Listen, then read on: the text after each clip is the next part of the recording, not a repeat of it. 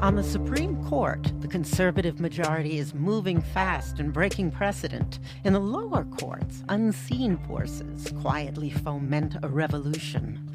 We Don't Talk About Leonard, a series from On the Media and ProPublica, explores the money and influence behind the takeover of America's courts and the man at the center of it all. On this week's On the Media from WNYC. Find On the Media wherever you get your podcasts. I'd been in a lot of crazy places around the world, been shot at plenty of times, but this was terrifying. What happened? I was on just a routine trip to meet with our Russian security counterparts. It was the middle of the night. I woke up to a start. I didn't hear anything, but I woke up and the room was spinning, and the case of vertigo was so severe that I could barely stand up. I felt like I was going to be physically sick. I had a splitting migraine and tinnitus, which is ringing in my ears. My first thought was, my God, I must have eaten something, must have been food poisoning. But as it continued on the next day and several days into the trip, and then when I returned home about a week later, the symptoms got worse. I lost my cognitive abilities. I couldn't drive. My long-distance vision was going, and so started this incredible health journey, which I'm still on. How does that feel? It's something I've learned to live with and cope with. It's gotten better. Some days have been harder. It's one of those things where I could never do a job for 8 hours a day, and I have about 2 hours of bandwidth.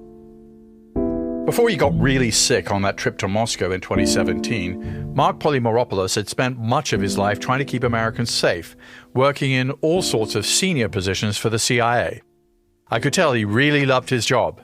He showed me his living room wall, lined with all the photos and mementos from his dangerous assignments overseas. Take a look. That's me in Baghdad with a member of our security team.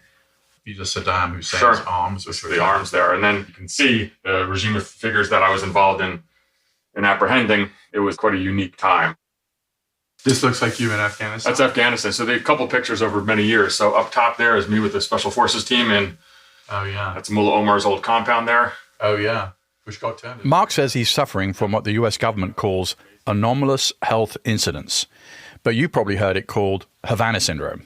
That's because the first cases were reported back in 2016 by Americans who were working at the U.S. Embassy in Havana. People said they heard a piercing noise and suffered from symptoms like dizziness, headaches, and hearing loss. Now, more than 1,000 American government employees and their family members say they've also gotten sick. And cases have been discovered in places like China, in India, and even on the grounds of the White House itself. Over the last 7 years, I've heard a lot of different theories and explanations about who or what might be responsible for making these people sick. That it's some sort of weapon or another country targeting Americans. U.S. officials speaking on the condition of anonymity have concluded that the diplomats had been exposed to an advanced device that operated outside the ailment the may be caused by what's called a directed energy attack. Cuba saying it's investigating the incidents and that, quote, U.S. intelligence does consider Russia to be the likeliest suspect. A new report from the National Academies of Sciences says the most likely explanation for this mystery is microwave radiation. And among all these conflicting theories, there's another one. That people could have real physical symptoms which are psychological, brought on by things like stress. Many scientists warned that the most likely explanation was mass psychogenic illness, or what is commonly known as mass hysteria. But how can something like hearing loss be psychosomatic? And Mark Polymeropoulos was diagnosed with a mild traumatic brain injury by Walter Reed, a leading U.S. military hospital. They have an entire research center dedicated to brain injuries. So what should the U.S. do about all this? And how are you supposed to respond to a possible enemy attack when you don't even know what's causing it, or if it's even an enemy attack at all? And if people like Mark, who spent decades protecting Americans, are too sick to do their jobs, isn't that a threat to national security? After all, Mark helped to prevent terrorist attacks all over the world. I'm Peter Bergen. Welcome to In the Room. Up next, how do you make sense of Havana Syndrome?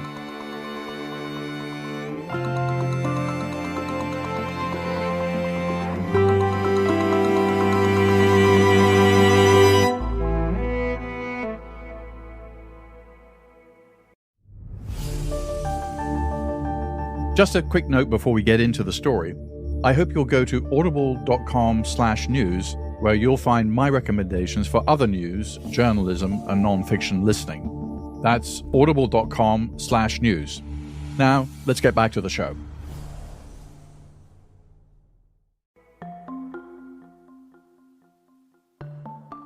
Hey, Peter, what's up, brother? How are you, man? Good, how are you? Hey, so you're doing the podcast thing now, huh?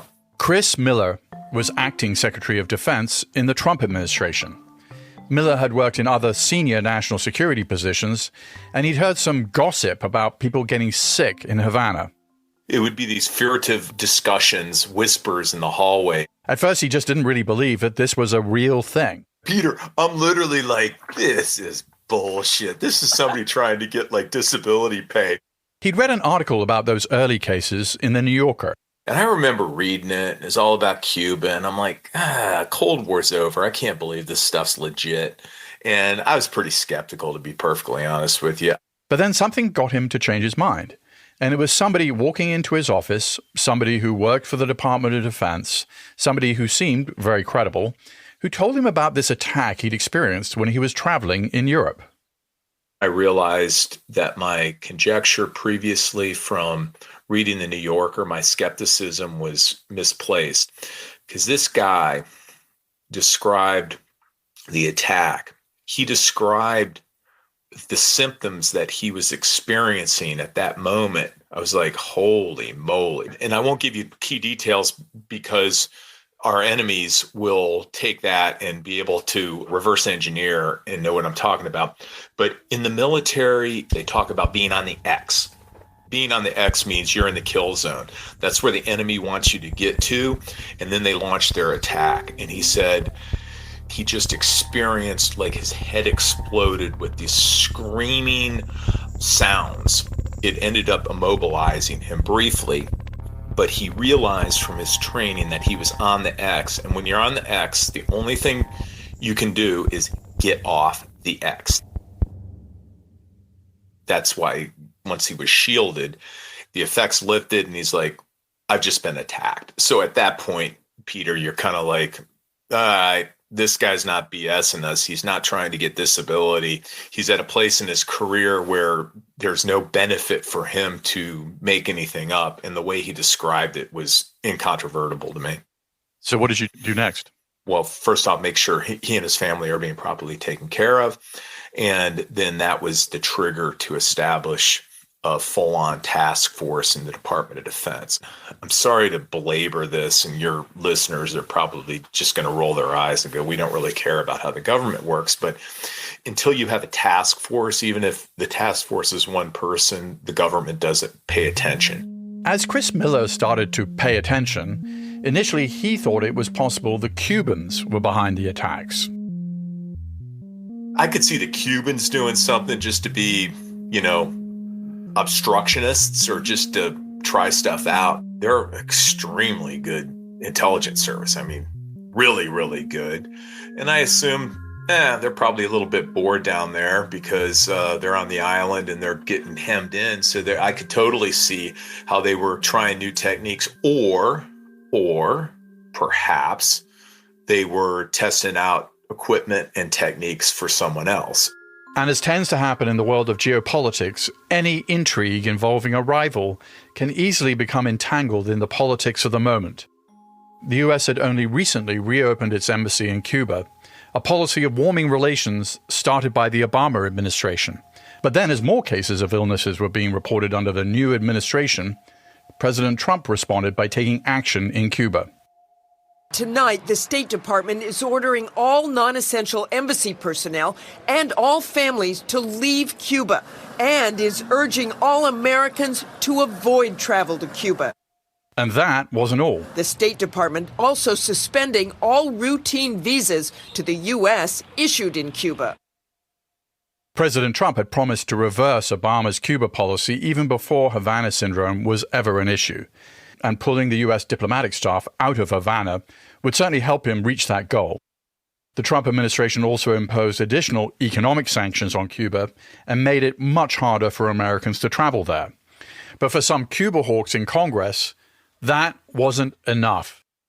And the title of this hearing is Attacks on U.S. Diplomats in Cuba, Response and Oversight. We have one government panel testifying today with the At that hearing, Democratic Senator Bob Menendez, the son of Cuban immigrants, said there was no doubt in his mind that the Cubans had some involvement. The Cuban government must be held accountable for its failure to uphold international commitments and failure to protect American diplomats.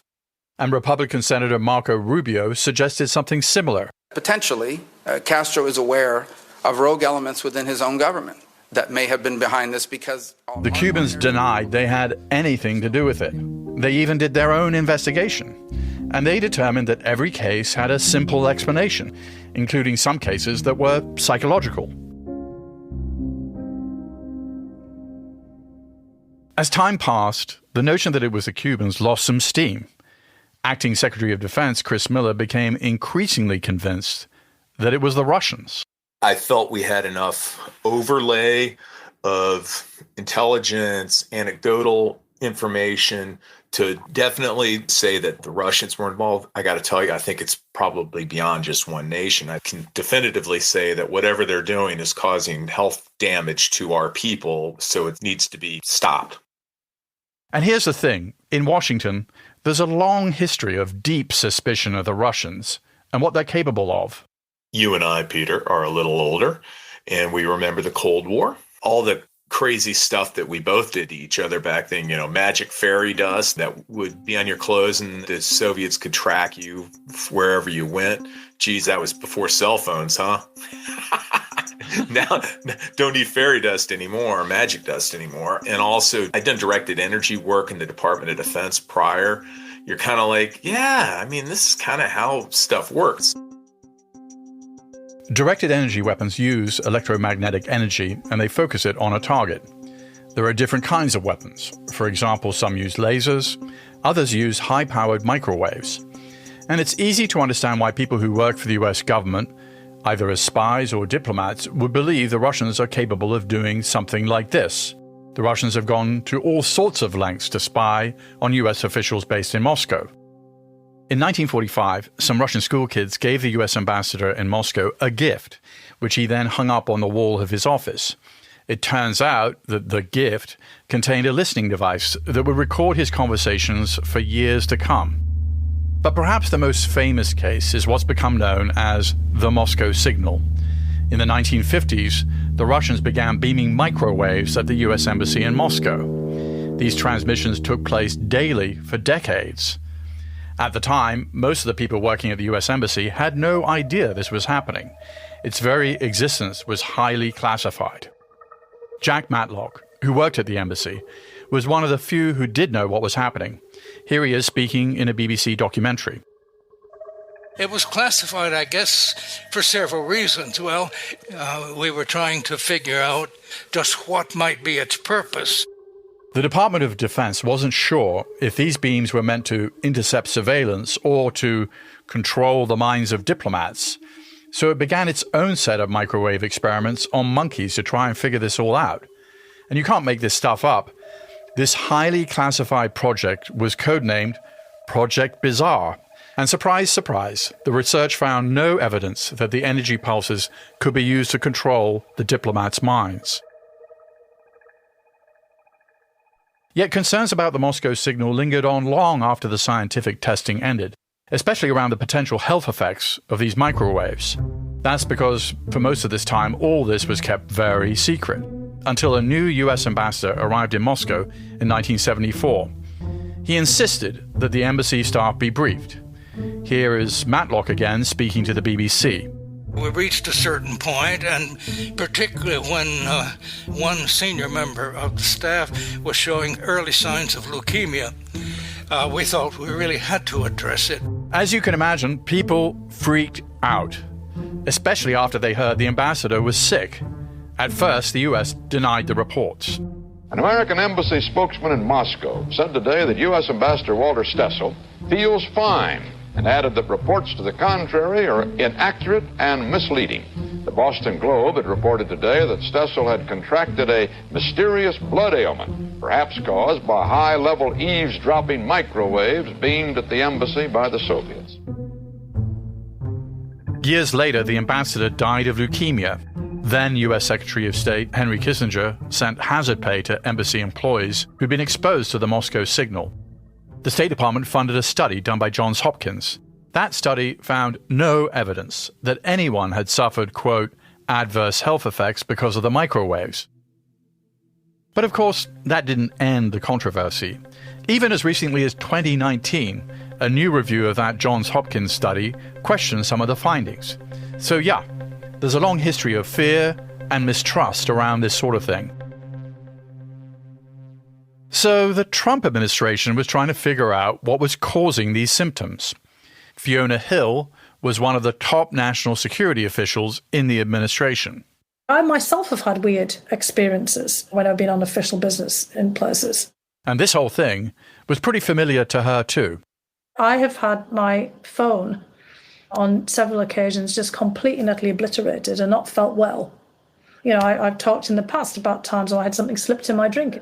And I've had incredible surveillance by the Russians at times, physical surveillance and most definitely electronic surveillance. And so, for some people, may be more susceptible to it than others. Hill says they didn't know if these cases being reported out of Havana were caused by the Russians or maybe even the Chinese. But the Russians in recent years had carried out some pretty brazen, attempted and successful assassinations in places such as the United Kingdom, using exotic weapons like nerve agents and radioactive polonium. As time went on, there started to be speculation as to whether this might be something that was much more directed with the intent to harm. There was just a lot of uncertainty as to what this was. There was, of course, this concern, heightened concern, that it could be, the Russians angry about the US stepping up of its relationships with the Cubans. But again, this was all speculation. We did not have information. She was getting regular intelligence briefings. The facts of the matter were clear. People had been harmed. Something was happening to them. It had happened in Havana, in Cuba, in several cases. Then there were other instances, in the time that I was there, in China. But the briefers themselves were very cautious because if you don't have, the full evidence, that you're not really sure, what you have beyond the facts, they have to be extraordinarily careful about this. So Trump administration officials suspected it could be the Russians, but they weren't sure. And the case against the Russians, if they really were involved, would have to be airtight. Because what would the US government do next? Surely it would have to respond if a foreign state was really attacking its diplomats. And the US government has been there before. Just think about the Cuban Missile Crisis. The United States and Russia nearly went to war in 1962. Cuba, the United States, and Russia. It's a combustible combination. If we do find out, in effect, who did it, there's probably no going back from that. If it's kind of proven it was ordered from the top. And by late 2017, the public was starting to find out that this was all going on. Reporters were asking questions about the strange cases in Havana. They're diagnosed with injuries as severe as traumatic brain injury. What's the State Department doing about that? What has happened there is of great concern to the U.S. government. I'm not going to have a whole lot to say about this. The investigation is still ongoing. It's an active investigation. Several months later, a study was published in the prestigious journal of the American Medical Association. It found that some American personnel who worked in Havana appeared to, quote, have sustained injury to widespread brain networks. The study's findings were hotly debated among scientists, but the headline stuck. Something really, really bad happened to those Americans in Havana. Here's how a State Department spokesperson responded when she was asked about those Americans who'd gotten sick in Cuba. This type of attack unprecedented? This is unprecedented. We have not seen this type of activity take place before. Anywhere? No, nowhere. And yet, around this time, some U.S. government officials who were sick said they couldn't get anyone to take their illness seriously.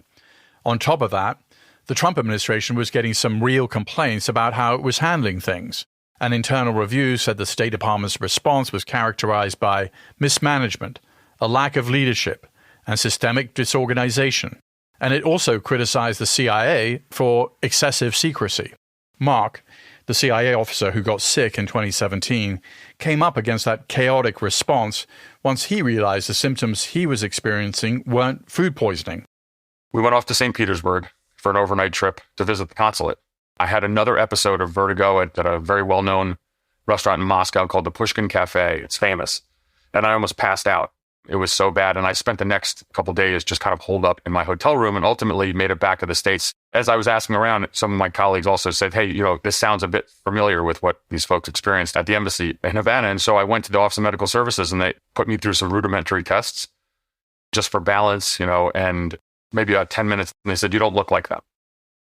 Mark felt like the CIA was just blowing him off. They wouldn't even let him go to the same medical facilities where some other officials who'd been affected in Havana were getting real treatment. And so all of a sudden, this organization that I dedicated so much to was not there for me when I needed them. Now, I was not saying that the Russians did this. I was not saying we have to go get someone. All I was saying is, can you please get me to a frickin' U.S. military hospital that is treating one of my other colleagues? And he says it didn't make sense. In the past, he'd always really felt supported by the CIA. When my family's been evacuated in tough positions, the support staff have been incredible. So this notion that when this kind of mysterious incident had happened to myself and to others, that they didn't come through, that was a surprise to me. Unfortunately, I think it's because it's just they were not comfortable with dealing with an unknown. Mark's symptoms became so debilitating that he actually had to stop working at the job that he'd loved for decades. And then he had to retire. He spent the next couple of years trying to get treatment until he finally ended up at Walter Reed, the U.S. military hospital that has a specialty in treating brain injuries. I credit the doctors and the nurses there and the support staff for really saving me because I didn't realize what kind of shape I was in.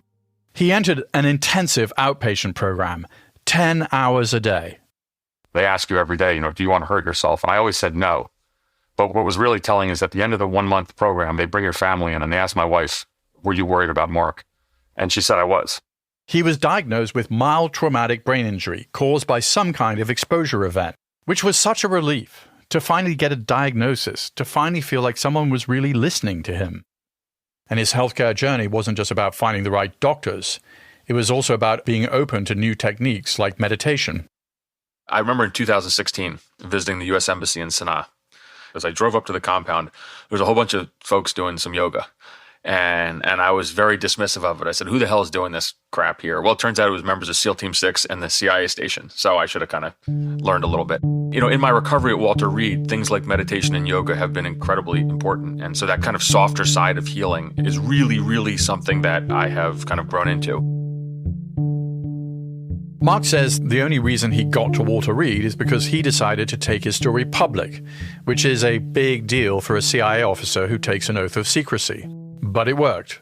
He was admitted to the program at Walter Reed shortly after an article about his case was published in GQ magazine. Meanwhile, scientists were still trying to figure out what was going on, and a new study from the prestigious National Academies of Sciences tried to provide some answers. Stanford researcher Dr. David Relman headed up the investigation. Here he is on NPR explaining what they found. We found circumstantial evidence that suggested that this form of microwave radiation in pulsed form might set up a certain form of pressure wave within the head that would then reverberate and cause damage to cells and pathways where normal neurotransmitters are communicating. And we believe, although we can't show with direct evidence, that this phenomenon could account for at least some of the clinical features that we heard about and read about. This study picked up a ton of media attention. It was on 60 Minutes. It was all over the New York Times. But you should hear another thing from this NPR interview, something that didn't make as many headlines. And Dr. Wellman, we should note that the State Department still considers your team's conclusions from the report to be a hypothesis. How confident are you that microwaves are what's behind these symptoms? We were not confident. So they weren't sure. The researchers also said they couldn't rule out other causes. But that part also didn't get a lot of coverage. Instead, what seemed to stick in the news cycle and perhaps in the minds of some U.S. officials was now there was even more scientific evidence there was some kind of weapon. Then President Joe Biden came into office. His officials acknowledged they still couldn't say for certain what was behind Havana Syndrome, but they publicly doubled down on tackling the problem. Here's Biden's Secretary of State, Antony Blinken. All of us in the U.S. government and especially we at the State Department, are intently focused on getting to the bottom of what and who is causing these incidents, caring for those who've been affected, and protecting our people. The government's message, we believe you. These anomalous health incidents are going to be taken seriously. The CIA even picked a veteran from the team that tracked down Osama bin Laden to lead its task force investigating the incidents. But people kept getting sick. This thing was spreading. In late 2021, a member of the CIA director's own staff became ill during an official visit to India. By now, there were at least 1,000 cases. In the meantime, Mark had become a kind of spokesperson for the victims, many of whom felt like they were fighting this idea that they were making all this up. So perhaps they have a point on the 1,000 plus. And I'm talking about individuals who, myself is a perfect example. I'd never thought of Havana Syndrome going off to Moscow on a business trip. I was under no stress there. I was actually excited and curious about going to a new place. How is that psychogenic, what happened to me? And while Mark, who has a traumatic brain injury diagnosis, is emphatic that his own illness is not psychosomatic, he admits that he was probably under a lot more stress on the job than he was aware of at the time. It's a stressful job. I never really thought of it that much until I sat down with the psychologist and psychiatrist at Walter Reed later, and you kind of run through these stories. And they say, that's not normal to sit around after an embassy was attacked, have a pizza, kiss your kids, and go back out in the street. And then the next day, everything seems like it's fine. But it's just what we did. And you don't want that stigma of any kind of mental health issues because you're going to lose your clearance. And even though guys like Mark may have a lot of stress and anxiety and can even experience trauma, it's pretty well known within the US intelligence community that's something people really don't talk about openly, at least not until pretty recently. Which is why when I first heard about Havana Syndrome and the possibility that a lot of these cases could be psychosomatic, that seemed like a theory worth exploring. After all, being a CIA officer is super stressful. You may be working in a war zone or in a hostile state like Russia. You often can't tell your own family and friends what you're really doing. And then you have to persuade people to betray their own countries and give up their secrets. And then if you screw that up and they get caught, they can be executed for treason. Talk about stress. By the end of 2021, the US State Department had received an internal scientific analysis that said the vast majority of these cases could be explained by natural causes. That analysis also recommended that the US State Department, quote, recognize psychological phenomena as real afflictions that cause pain. And it actually turns out that psychosomatic illness is a lot more common than you might think. I think we really underestimate the mind-body connection. I think we tend to think of thoughts and ideas as something that lives inside our heads. But actually our bodies are the mouthpieces of our mind. Neurologist Suzanne O'Sullivan has traveled all over the world studying this subject. I'm trained to deal with neurological diseases like epilepsy, multiple sclerosis, etc. What you don't realise when you enter that field is that at least a third of the people you see won't have a neurological disease. They'll have significant neurological symptoms, seizures, blackouts, paralysis, but in fact, their illness will be more psychological in nature than disease-related. People get real, and I'm going to emphasise the word real physical symptoms understood to have a psychological cause.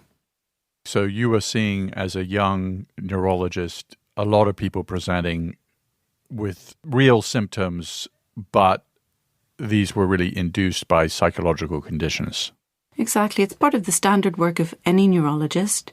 It's spectacularly common disorder that people don't know about for some reason. I think probably because of the stigma attached to it. Well, tell us about the stigma. Well, imagine that you were a person who was having convulsions and everyone said to you that it was likely that you had epilepsy, but then you were told that you were blacking out for psychological reasons. Imagine how you would be greeted by your neighbours or your boss or people who know you if you change that diagnosis from a brain disease to one of being sort of entirely psychological. People interpret that in many ways that are entirely wrong. So some people think that if I say their seizures have a psychological cause, they think they're being accused of pretending or faking illness. Some people think it means that they have a significant psychiatric problem that means they're fragile, so it's an insulting sort of diagnosis for them. Some people conflate it with pretending, so not necessarily faking illness, but having a kind of conscious awareness that they're doing this thing. People don't really understand the unconscious nature of these symptoms or the fact that they can affect almost anybody. They're seen to be disorders that affect the fragile, the vulnerable, a certain kind of person, and as such, they're very stigmatized. Dr. O'Sullivan has studied a group of young children in Sweden who have fallen into a sort of coma. It's known as resignation syndrome, and it's a psychosomatic illness. She traveled to Sweden to examine some of the kids who've been affected, including two sisters who are 10 and 11. I visited these girls in a little bedroom in Sweden, walked into the room with multiple other people, a dog, chaos, and neither of these little girls really showed any acknowledgement that anything was happening whatsoever.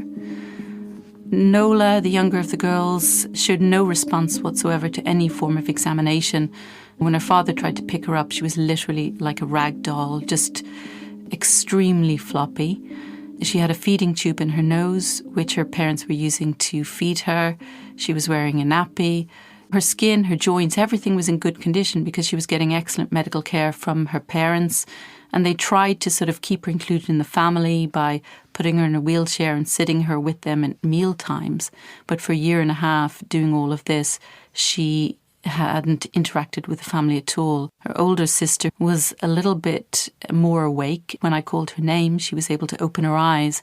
But that's how it is at the beginning stages of this condition. It's very insidious. It kind of slowly creeps up in the children.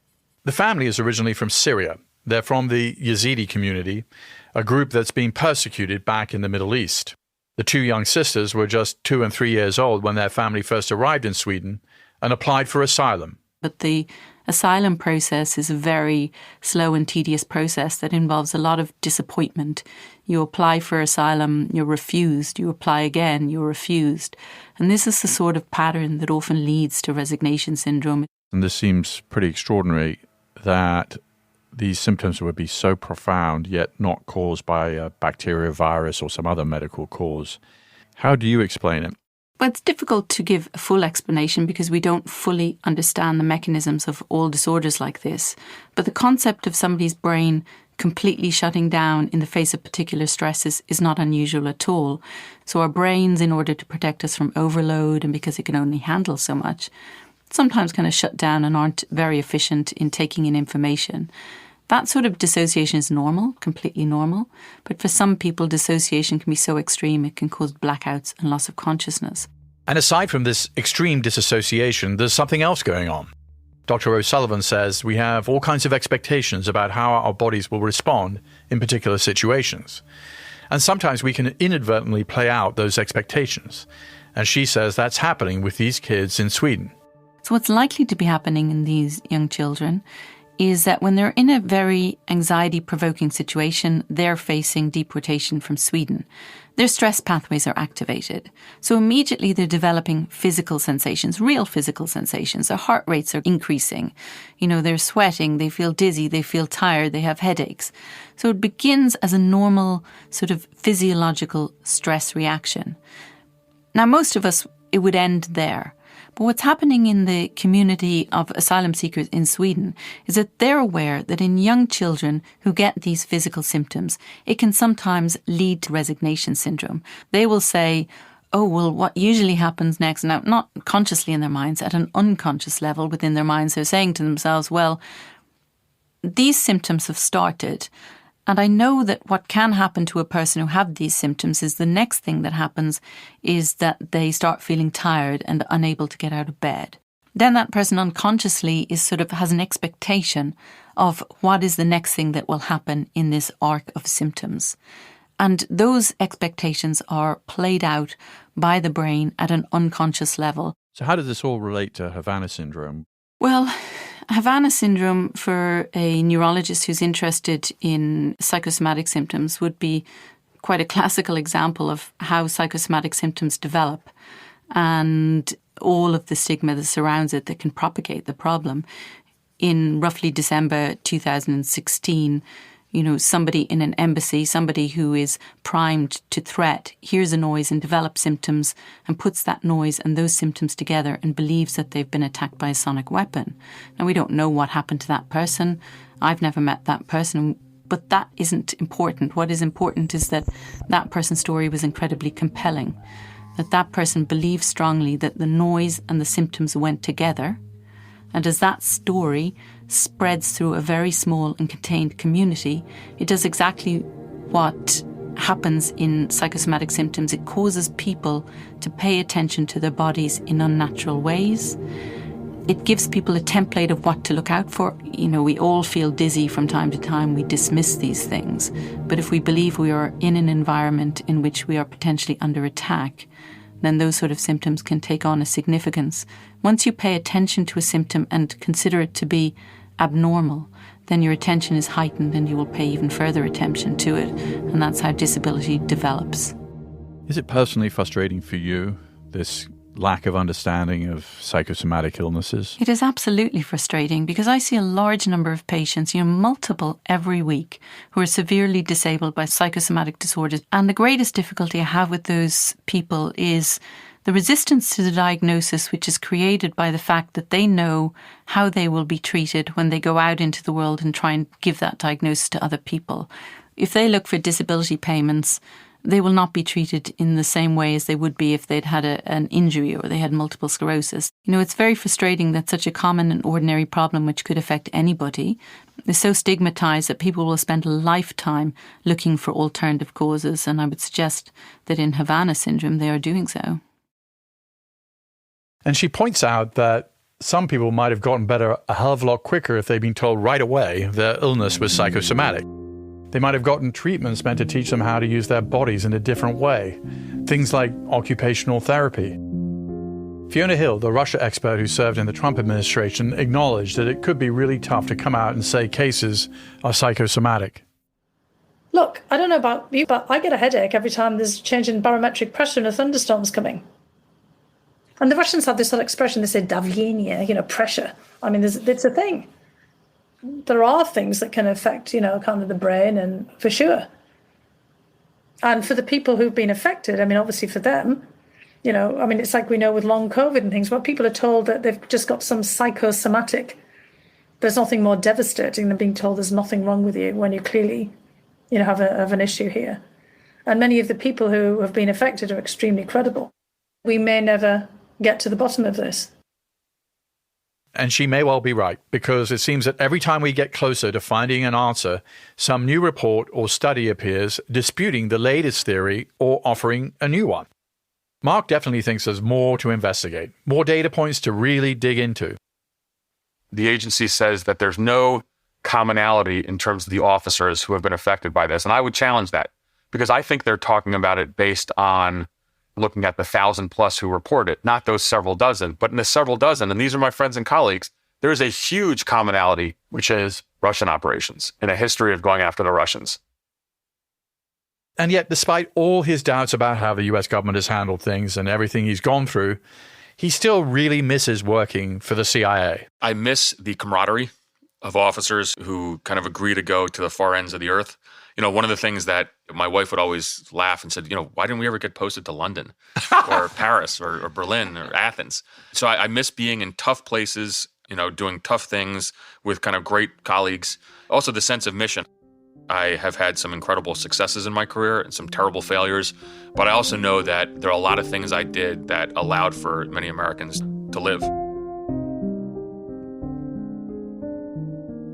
Earlier this year, the State Department resumed full consular services at the embassy in Havana. At a press conference, when a reporter asked the State Department spokesperson if this meant there was really no longer a threat, they said the investigation was still ongoing. Yet just recently, 5 U.S. intelligence agencies concluded there is no credible evidence any foreign rival has a weapon or other device that is causing these health incidents. And U.S. officials have identified a host of other explanations for the reported cases of Havana Syndrome, such as pre-existing medical conditions like migraines and MS, and also environmental factors like odd kinds of air pressure created by air conditioning systems, sounds caused by malfunctioning electrical wiring, and even electric dog fences.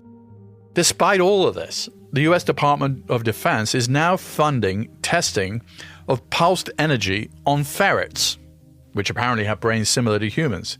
Does that all sound familiar? Remember those Pentagon experiments on monkeys in the 1960s? Both the State Department and the CIA have begun compensating some of those who've been sick. Mark received some money, which he says felt good, because to get that compensation, he had to submit letters from his doctors at Walter Reed. Letters that said his illness wasn't due to a pre-existing condition, it was from a traumatic brain injury. He says it was proof that he wasn't just making this up. And that's the thing with Havana Syndrome. The American government is paying people, acknowledging in some way something made these people sick, but it's also said there's no weapon. Still, the CIA is doing something new. Late last year, the CIA appointed for the first time ever a chief well-being officer whose job is pretty much what it sounds like, to promote the well-being of CIA officers, things like providing additional mental health resources. At the end of the day, whatever is causing these anomalous health incidents known as Havana Syndrome, the fact is that these new efforts at the CIA to be cognizant of the extreme stress that some of their officers are under is a good thing. After all, these are the Americans who are tasked with protecting their fellow citizens and the United States. If you want to know some more about Havana Syndrome or about some of the people you heard from in this episode, we recommend these books. There is Nothing for You Here, Finding Opportunity in the 21st Century, Fiona Hill's autobiography, which recounts her journey from growing up as the daughter of an English coal miner to working in the Trump White House as the top official on Russia. Clarity in Crisis, Leadership Lessons from the CIA by Mark Polymeropoulos, which distills lessons from his 2.5 decades of service as a U.S. intelligence officer. The Sleeping Beauties and Other Stories of Mystery Illness by neurologist Dr. Suzanne O'Sullivan, who traveled the world to investigate cases of mass psychosomatic illness. And Robert Ballo and Robert Bartholomew's Havana Syndrome, Mass Psychogenic Illness and the Real Story Behind the Embassy Mystery and Hysteria. In the Room with Peter Bergen is an Audible original, produced by Audible Studios and Fresh Produce Media. This episode was produced by Alexander Salomon with help from Luke Cregan.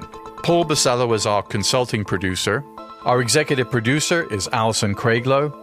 Katie McMurran is our technical director. Our staff also includes Laura Tillman, Eric German, Holly DeMuth, and Sandy Malera. Theme music is by Joel Picard. Our executive producers for Fresh Produce Media are Colin Moore, Jason Ross, and Joe Killian. Our head of development is Julian Ambler. Our head of production is Elena Bavietz. Eliza Lambert is our supervising producer. Maureen Traynor is our head of operations. Our production manager is Hermenio Ochoa. Our production coordinator is Henry Koch. And our delivery coordinator is Ana Paula Martinez. Head of production at Audible Studios, Mike Charzuk. Head of U.S. content, Rachel Giaza. Head of Audible Studios, Zola Mashriki. Head of content acquisition and development and partnerships, Pat Shah. Special thanks to Marlon Calby, Allison Weber, and Vanessa Harris. Copyright 2023 by Audible Originals, LLC. Sound recording copyright 2023 by Audible Originals, LLC.